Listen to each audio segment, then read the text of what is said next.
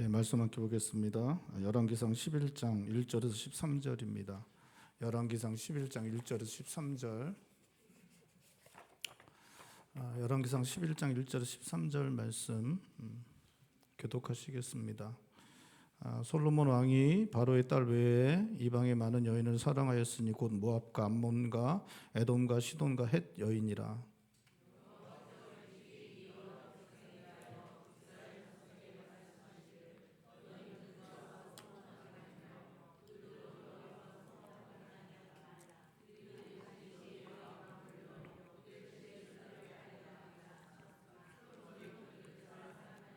왕은 후궁이 700명이요 첩이 300명이라 그의 여인들이 왕의 마음을 돌아서게 하였더라.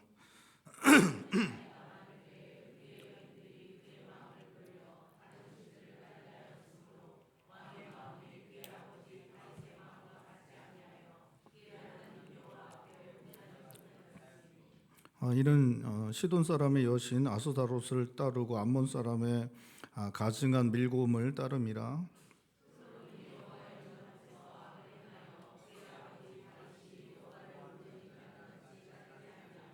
모압의 가증한 그모스를 위하여 예루살렘 앞 산에 산당을 지었고 또 암몬 자손의 가증한 몰록을 위하여 그와 같이 하였으며.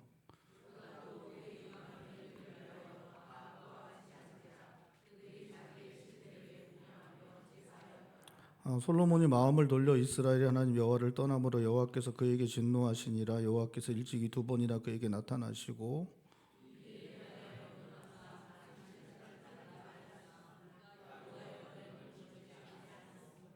여호와께서 솔로몬에게 말씀하시되 내게 이러한 일이 있었고 또 내가 내 언약과 내가 내게 명령한 법도를 지키지 아니하였으니 내가 반드시 이 나라를 내게서 빼앗아 내 신하에게 주리라.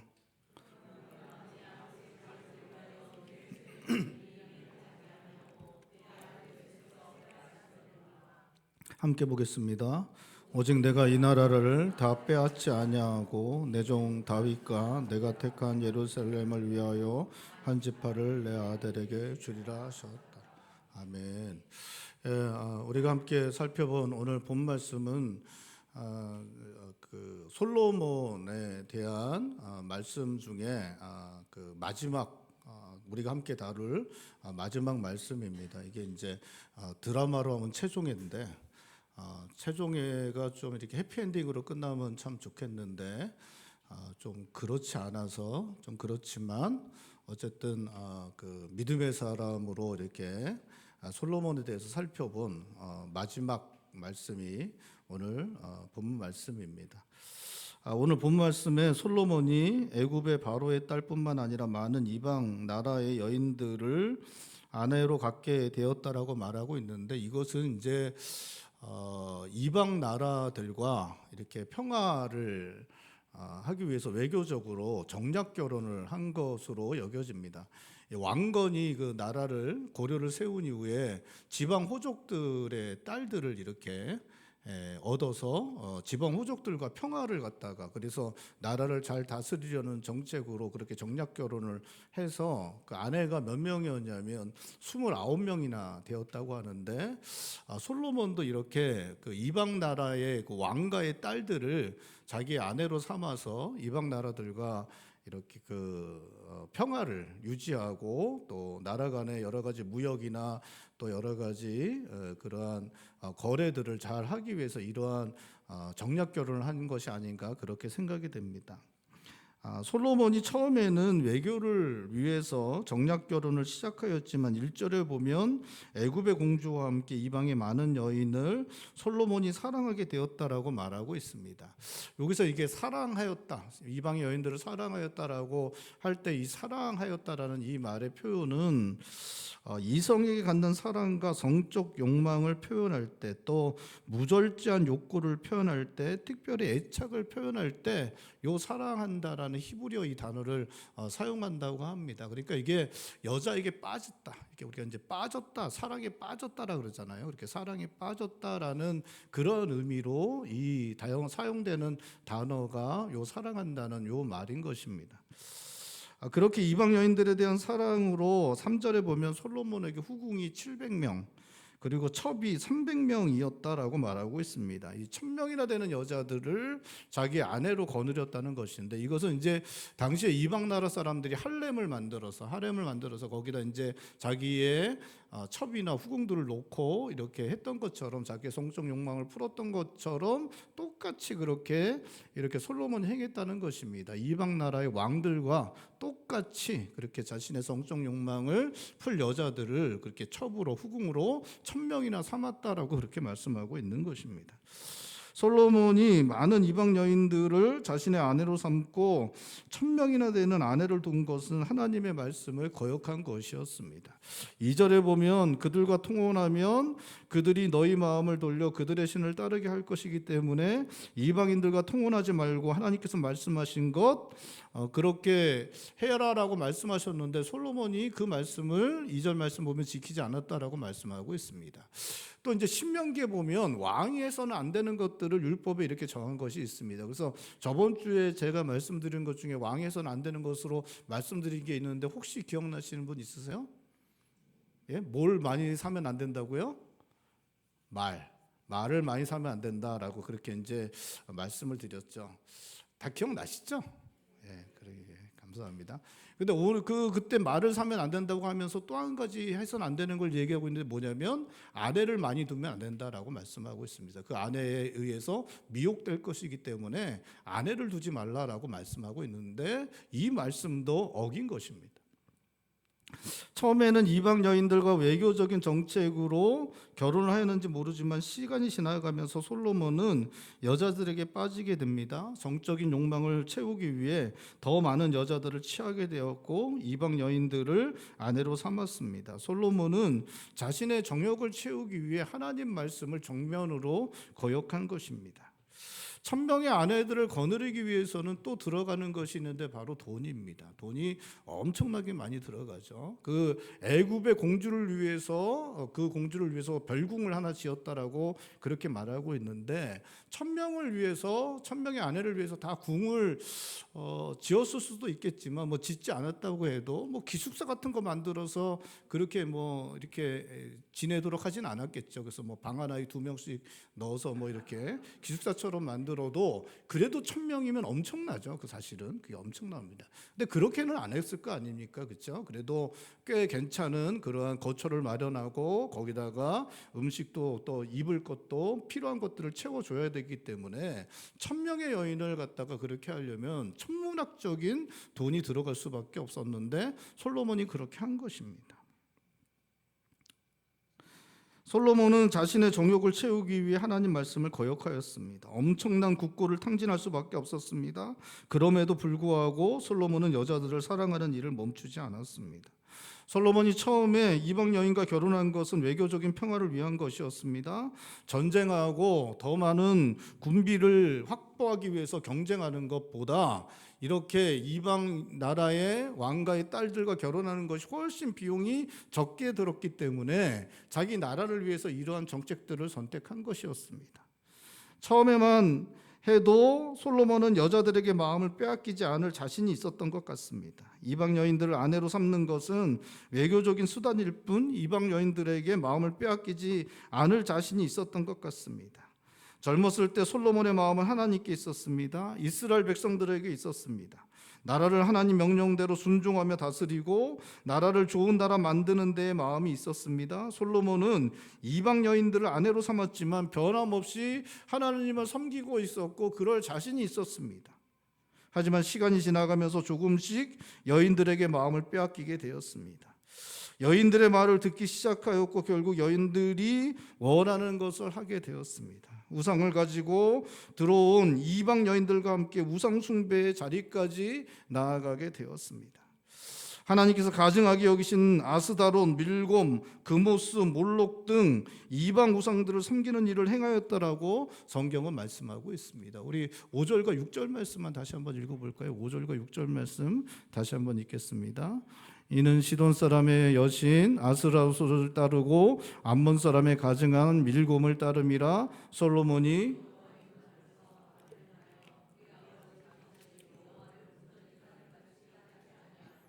7절과 8절에도 금오스 몰록 이런 것들, 그리고 그 이방 우상을 섬기는 제사를 드리도록 하고 참여하기도 하였다는 것을 오늘 본 말씀에 이제 기록하고 있습니다.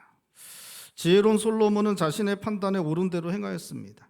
모든 일이 잘 되었습니다. 자신이 판단한 대로 하면 모든 일이 잘 되고 성공했습니다. 솔로몬은 자신의 판단을 믿었습니다. 자신의 감정을 통제하고 상황과 형편을 통제할 수 있다고 스스로 생각했습니다.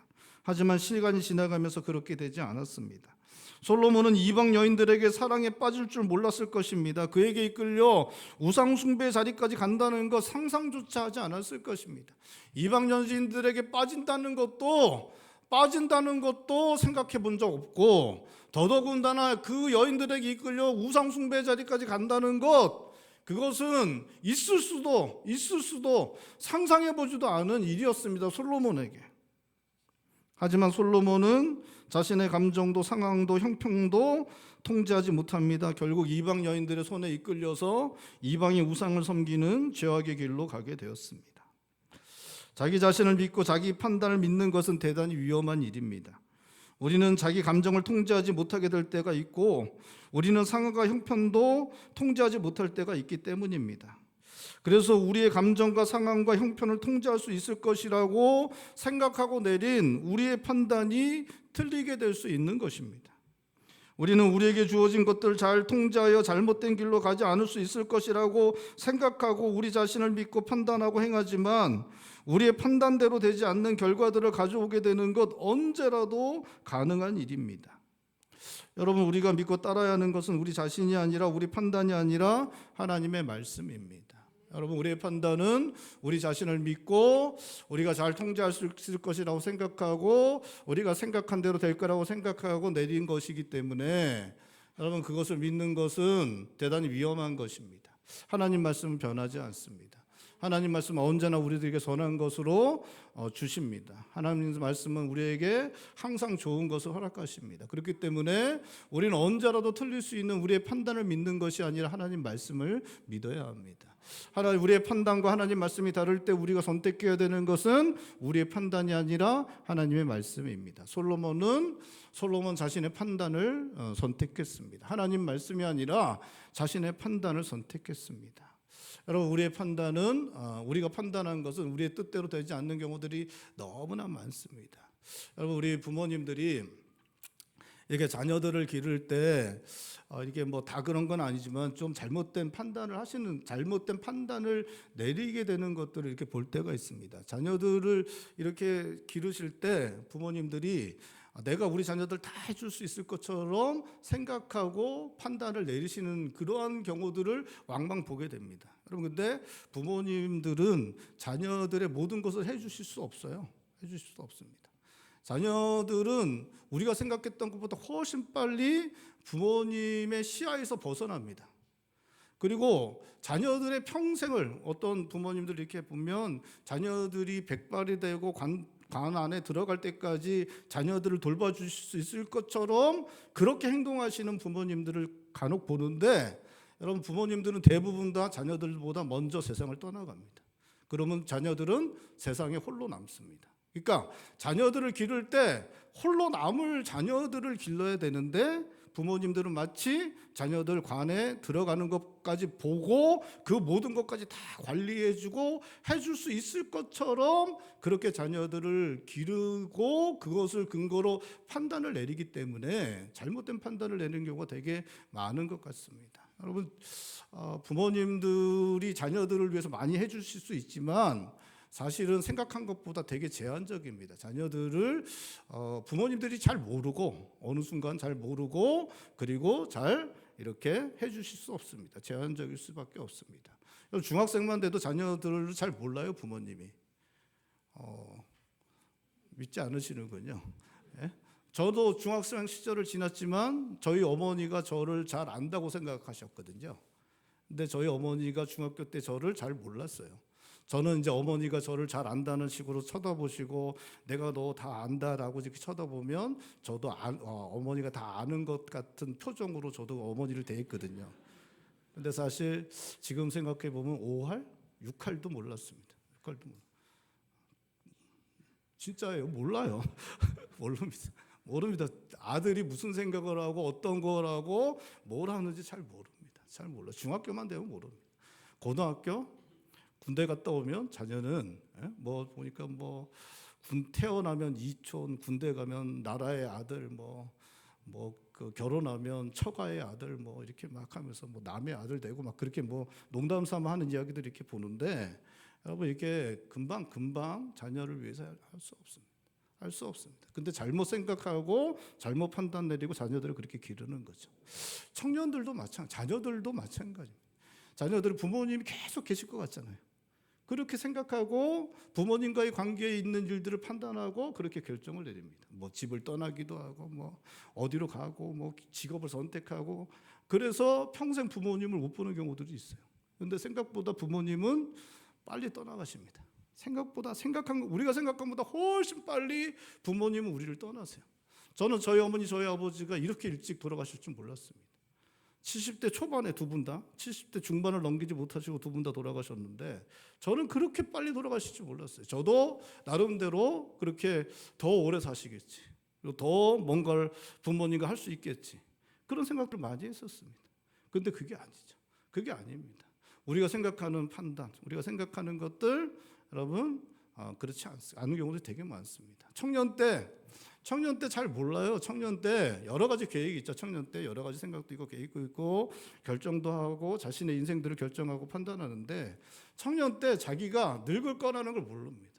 청년 때는 늙을 거라는 걸 몰라요.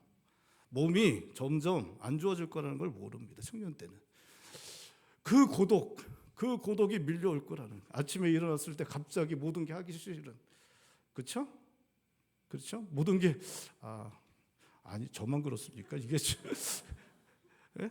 어느 순간이 되면 아침에 일어나서 모든 게 만사가 귀찮고, 저는 진짜 제가 그럴 줄은 진짜 꿈에도 생각 못했습니다. 20대 30대 때 제가 아침에 일어났는데 제가 이렇게 될 줄은 진짜 꿈에도 생각 못했어요. 근데 청년 때는 그런 생각 없거든요. 청년 때는 청년의 날이 계속 그렇게 될 줄 알아요. 하룻밤 안 자도 다음 날 그냥 일어나서 하고 싶은 거 다 하고, 다 하는 힘과, 그리고 언제라도 그냥 하고, 고등학교 여자애들, 뭐 중학교 여자애들 그냥 바람에 낙엽만 굴러가는 거 보다 까르르 웃고 막 그렇게 되는 그러한 기분이 그렇게 이렇게 고조된 거가 계속 될 거라고 생각하지만, 여러분 그렇지 않습니다. 그렇지 않아요. 그래서 잘못된 판단을 내리고 잘못된 결정들을 하는 거죠. 여러분 가정에서 뭐 부모와 자녀, 청년과의 관계 이런 것뿐만이 아니죠. 우리의 직장과 사업장에서 일어나는 일들, 우리의 인생에 일어나는 수많은 일들을 우리가 사실은 잘 모릅니다. 우리가 잘 모르고, 우리가 통제할 수 있거라고 생각하고, 내 감정을, 상황과 형편을 통제할 수 있거라고 생각하고 우리가 그렇게 판단합니다. 솔로몬처럼 나는 여자들에게 빠지지 않을 거야 라고 생각하고 그런 판단을 내리고, 하나님 말씀이 분명히 함에도 불구하고, 하나님 말씀이 분명히 주어졌음에도 불구하고 하나님 말씀을 선택하지 않고 자기의 판단에 따라 그렇게 선택하여 망하는 길로 가는 것을 보게 됩니다. 사랑하는 성도 여러분, 우리의 판단은 믿을 게 못 됩니다. 우리는 하나님의 말씀을 믿어야 합니다. 우리의 판단과 하나님 말씀이 충돌하면 사랑하는 성도 여러분, 하나님의 말씀을 선택하실 수 있길 바랍니다. 그것이 우리 인생을 선하게 만들어 줄 것입니다. 그것이 우리 인생을 생명으로 길로 인도할 것입니다. 하나님의 말씀을 선택하고 그 말씀에 순종하여 살아가실 수 있는 성도님들 되실 수 있기를 주님의 이름으로 축원드립니다. 솔로몬이 마음을 돌려 하나님을 떠나 하나님의 말씀을 거역하고 이방 우상들을 숭배하자 하나님께서 솔로몬에게 진노하셨다고 9절은 말씀하고 있습니다. 우리 9절 말씀 우리 한 목소리 읽겠습니다. 9절입니다. 솔로몬이 마음을 돌려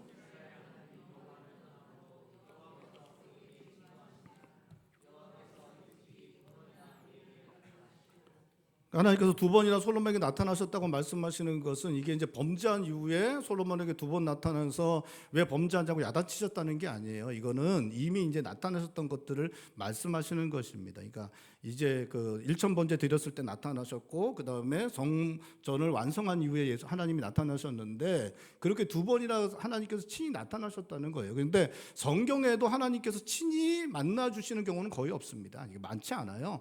아브라함도 하나님을 많이 못 만났습니다. 아브라함도 몇십 년마다 한 번씩 이렇게 만나고 그랬지, 하나님을 이렇게 계속 이렇게 만난 사람은 모세 빼고는 그렇게 많지 않습니다. 근데 솔로몬을 특별히 생각하셔서 두 번이나 그에게 나타나서 만나 주셨고, 그가 기도하는 거 다 들어주셨고, 그의 기도대로 그렇게 다 해주셨는데도 불구하고 솔로몬은 하나님을 떠났다는 것입니다. 그렇게 했는데도, 그렇게 하나님께서 복을 주시고 나타나 만나 주시고 말씀해 주시고 약속해 주신 모든 것들을 다 이루어 주셨는데도 하나님의 명령과 법도를 어기고 하나님을 떠나고 우상 숭배 자리까지 갔다라고 그렇게 성경이 말씀하고 있는 것입니다.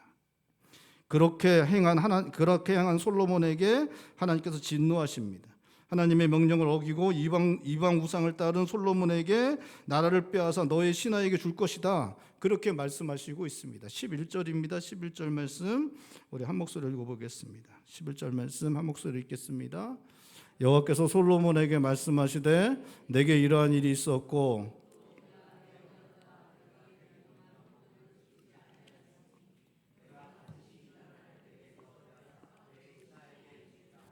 이 말씀은 실제로 이루어지게 됩니다. 솔로몬이 죽고 그 아들 르호보암이 왕이 되었을 때 솔로몬의 신하였던 여로보암에게 나라를 빼앗기게 됩니다. 나라는 둘로 나누어지고 솔로몬의 아들 르호보암은 10개의 지파를 여로보암에게 빼앗기게 됩니다.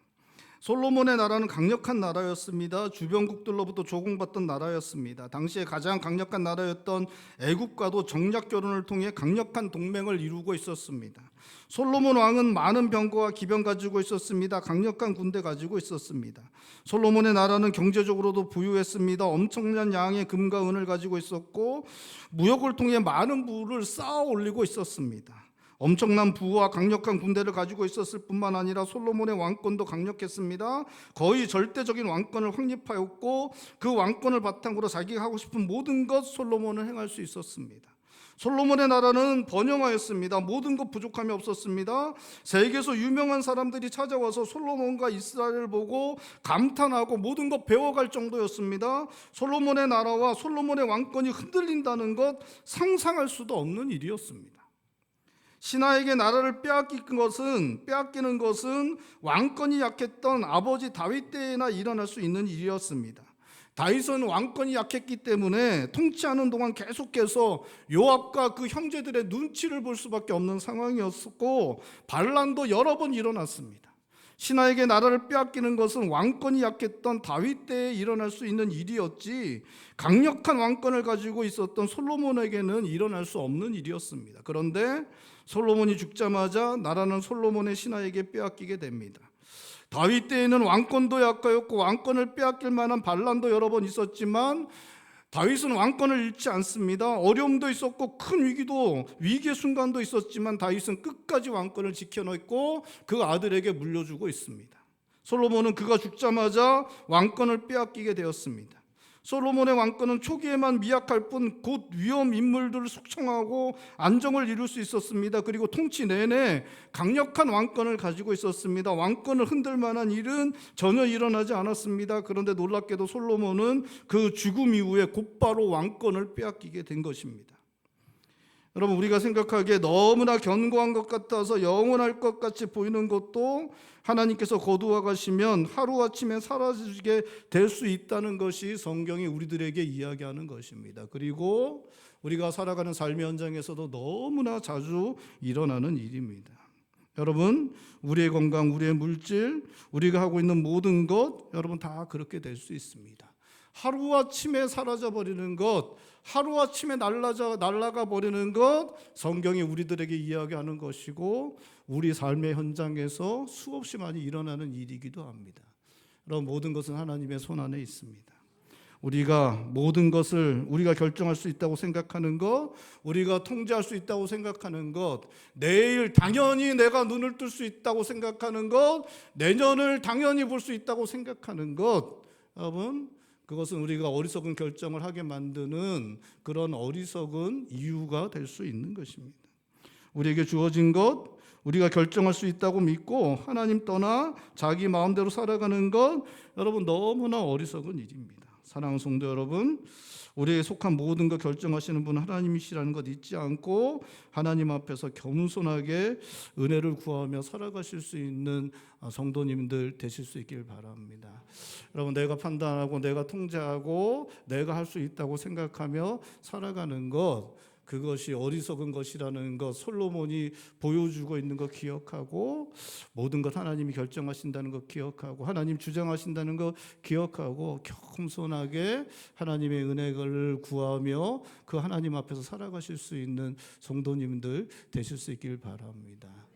여러분, 이렇게 자기를 드러내고 이렇게 내가 할 수 있다고 이야기하고 이렇게 마음이 높아져서 그렇게 하는 것은 인생 살아갈 때 아무짝에도 쓸모없는 것입니다. 이렇게 정말 진짜 그건 정말 아무짝에도 쓸모없다라는 생각을 할 때가 너무나 많은 것입니다. 여러분, 우리 인생이 잘 되고 정말 혹시 여러분들 중에 지금 좋아 죽겠는 분 있습니까? 좋아 죽겠는 그러한 일이 일어날지라도 이렇게 그런 거는 정말 이렇게 막 잘난 체하고 이렇게 막 드러내고 막 하나님 앞에서도 이렇게 막 마음이 높아져서 이렇게 행하는 것 정말 아무짝에도 쓸데없는 것입니다.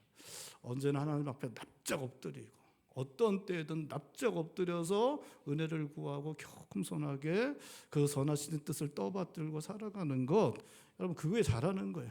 여러분 그게 잘하는 것입니다.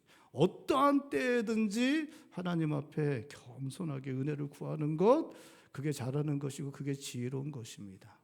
사랑하는 성도 여러분, 모든 것 하나님의 손 안에 있다는 것 기억하고 어리석게 솔로몬처럼 자기 판단 믿고 자기 주장하며 살아가는 것 아니라 하나님의 은혜를 구하며 겸손하게 하나님 앞에 살아가실 수 있는 성도님들 되시기를 주님의 이름으로 축원드립니다.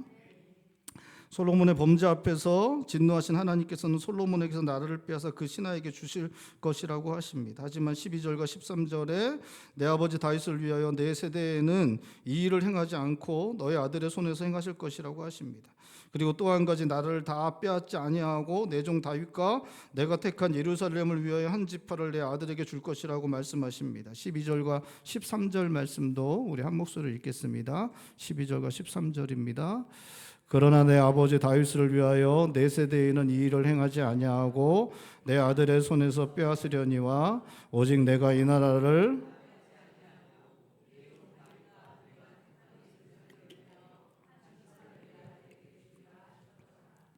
솔로몬의 범죄는 하나님의 징계를 받아 마땅한 것이었습니다. 솔로몬의 범죄로 말미암아 그 왕위를 솔로몬에게서 빼앗는 것 당연한 것이었습니다. 그런데 하나님께서는 솔로몬에게 아버지 다윗 때문에 솔로몬 시대에는 그 일을 행하지 않으시겠다 말씀하시고 있는 것입니다.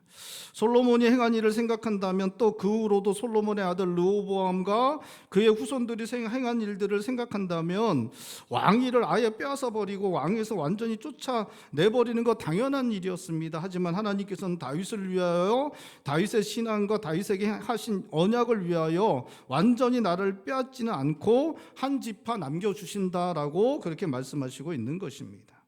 다윗으로 말미암아 다윗의 후손들의 왕위가 지켜지고 있습니다. 하나님의 은혜와 자비가 다윗으로 말미암아 다윗의 후손들에게 주어지고 그 왕위가 유지되고 있는 것입니다. 성경은 한 사람이 하나님 앞에서 의로운 삶을 살아가면 그 사람으로 말미암아 그의 가정에 그가 속한 삶의 공동체에 하나님의 은혜와 자비를 내려주신다고 말씀하고 있습니다. 창세기 26장 2절에서 5절에 이삭에게도 하나님께서 복을 주시고 그 후손들에게 땅을 주실 것인데 바로 아브라함 때문이다라고 말씀하시고 있습니다.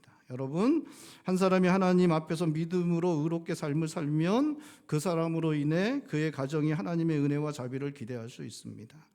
한 사람이 하나님 앞에서 믿음으로 의로운 삶을 살면 그 사람이 속한 삶의 공동체가 하나님의 은혜와 자비를 기대할 수 있습니다. 한 사람이 하나님 앞에서 믿음으로 의로운 삶을 살면 그 사람이 살아가고 있는 시대가 하나님의 은혜와 자비를 기대할 수 있습니다. 사랑하는 성도 여러분, 우리가 믿음으로 살아가면, 우리가 신실하게 경건한 삶을 살아내면 그 하나님의 백성으로 말미암아 하나님께서 그가 살아가는 곳에 하나님의 은혜를 허락하여 주십니다. 여러분 믿으실 수 있기를 바랍니다. 우리 교회 우리 성도님들 가정들이 이렇게 자녀를 믿음으로 기르는 것을 아주 중요하게 생각하고 그것에 열심을 내는 거를 이렇게 볼 때마다 참 감사하는 마음이 있습니다. 이렇게 그렇게 기도하시는 대로 그렇게 열심으로 행하시는 대로 하나님께서 우리 자녀들을 그렇게 아름답게 믿음의 사람으로 길러 주실 것입니다. 아멘을 좀 더 크게 하셔야죠. 여러분의 자녀들 그렇게 길러 주실 것입니다. 근데 그렇게 하실 것이 분명한데 저는 그렇게 신실하게 살아가시는 우리 성도님들 때문에 하나님께서 우리 자녀들에게 하나님의 은혜를 허락하여 주실 것 또한 믿습니다. 그러한 삶 때문에 우리 자녀들에게 하나님의 은혜를 허락하여 주실 것입니다. 여러분 우리가 또 그렇게 살면 우리의 삶의 공동체에도 하나님의 은혜가 우리 가운데 임하게 될 것입니다. 여러분 믿으실 수 있길 바랍니다. 여러분 우리가 하나님 앞에서 신실하게 삶을 살아내면 우리를 통해서 우리 시대에도 하나님의 은혜가 임하게 될 것입니다. 여러분 믿으실 수 있길 바랍니다. 여러분 하나님께서는 하나님의 백성들이 하나님 앞에서 신실하게 경건한 삶을 살아내면 그 사람 때문에 그 사람의 삶을 살아가는 삶의 현장에 하나님의 은혜를 허락하십니다. 제가 저번에도 말씀드린 적이 있는데 제가 제 조카하고 그렇게 이야기를 나눴습니다. 제 조카가 아직은 이제 예수를 안 믿는데 그 아이가 이제 같이 이야기를 나누면서 제가 우리나라가 이렇게 잘 살게 되고 우리나라가 이렇게 좋아지게 된 이유가 하나님의 은혜다, 하나님 때문이다라고 그렇게 이제 믿지 않는 아이에게 그렇게 이야기를 했죠. 그랬더니 그 아이가 저를 쳐다보더라고요. 그래서 무슨 생각으로 살아가는 거야라는 식으로 저를 이렇게 쳐다보더라고요. 저를 이렇게 그게 하나님의 은혜 때문이다라고 했는데 아무도 저를 그렇게 안 쳐다봐서 정말 감사합니다. 네. 걔는 좀 이해가 안 된다도 저를 쳐다보면서 아니 우리 삼촌이 왜 저런가 그렇게 저를 쳐다보더라고요. 저는 믿습니다. 저는 하나님의 백성들이 살아가는 곳에 하나님의 은혜가 임한다는 것을 믿습니다. 하나님의 신실한 백성들을 위해서 하나님께서 그가 살아가는 곳에 하나님의 은혜를 내리신다는 것을 믿습니다. 우리나라가 지금 혼란스럽습니다. 혼란스러움을 극복하기 위해서 가장 해야 되는 것 중에 하나가 이제 헌재에서 저는 법대로 헌재에서 재판을 해야 된다고 생각합니다. 법대로. 다른 거에 휘둘리지 않고 법대로 그것들을 판결하고 누구든 그 법대로 판결된 거를 다 하나 되어서 우리가 승복하고 그래서 하나를 이루어야 된다고 저는 생각합니다. 법대로 하고 그렇게 된다고 생각합니다. 그리고 또 여러 가지 것들이 있겠죠. 근데 저는 그 무엇보다도 하나님의 백성들이 신실하게 하나님 앞에 살고 신실한 삶을 살아내고 하나님의 은혜를 구하는 삶을 살아가야 한다고 생각합니다. 우리가 하나님 앞에서 신실하게 살아갈 때 우리를 통해서 하나님의 은혜가 이 땅 가운데 임하게 될 것입니다. 여러분 믿으실 수 있길 바랍니다. 우리가 하나님 앞에 신실하게 살고 경건한 삶을 살아내고 하나님의 은혜를 구할 때 이 땅 가운데 하나님의 은혜가 임하고 그 은혜 가운데 이 나라가 새롭게 되는 일들이 일어나게 될 것입니다. 우리 사랑하는 한마음교회 모든 성도님들이 하나님 앞에서 신실한 하나님 백성으로 살고 하나님 그 삶을 기뻐하셔서 우리 가정에 또 우리 자녀들에게 우리 성도님들의 삶으로 말미암아 은혜를 베풀어 주시고 또 우리가 살아가는 곳마다 또 이 나라 가운데 이 시대 가운데 하나님의 은혜가 우리 사랑하는 한마음교회 성도님들의 신실한 삶으로 말미암아 임하는 역사가 일어날 수 있기를 주님의 이름으로 축원드립니다. 기도하시겠습니다. 우리 시간에 기도할 때 하나님 우리가 하나님 앞에서 우리가 우리의 판단을 믿는 것이 아니라 하나님의 말씀에 순종하는 삶을 살아갈 수 있도록 도와주시옵소서. 우리가 이 세상 돌아가는 것 잘 알고 또 현실의 삶이 어떤 것인지 잘 알아서 우리가 자녀를 기를 때 또 사업을 할 때 우리 인생을 살아갈 때 하나님 말씀을 선택하지 못하는 또 내 삶을 내가 통제할 수 있을 것 같아서 하나님 말씀을 선택하는 것이 아니라 내가 맞다고 생각하는 내 판단을 선택할 때가 있는데 주님 그렇게 하지 아니하고 어찌하든지 우리가 하나님 말씀을 선택하고 하나님 말씀에 순종하는 삶을 살아갈 수 있도록 도와주시옵소서 기도하길 원합니다. 우리가 그렇게 신실한 삶을 살아내고 그렇게 하나님 섬기는 하나님 백성의 신실한 삶을 살아내서 우리를 통하여 우리의 가정에 우리의 자녀들에게 하나님의 은혜가 흘러가고 이 어수선한 이 시대 이 혼란스러운 이 시대 가운데서도 신실한 하나님의 백성들로 말미암아 하나님의 은혜가 임하고 그것 통해서 새로워지는 역사가 일어나는 것들을 주님 보게 하여 주시옵소서. 우리가 끝까지 충성스럽게 하나님의 백성으로 하나님 앞에서 신실한 삶을, 말씀에 순종하는 삶을 우리가 살아내고 우리를 통하여 하나님의 은혜가 임하는 것, 주님의 몸된 교회를 통해서 하나님의 은혜가 임하는 것을, 하나님께서 이 땅을 고치시는 것을 주님 보게 하여 주시옵소서. 이 시간에 한 목소리로 함께 기도하겠습니다. 기도합니다.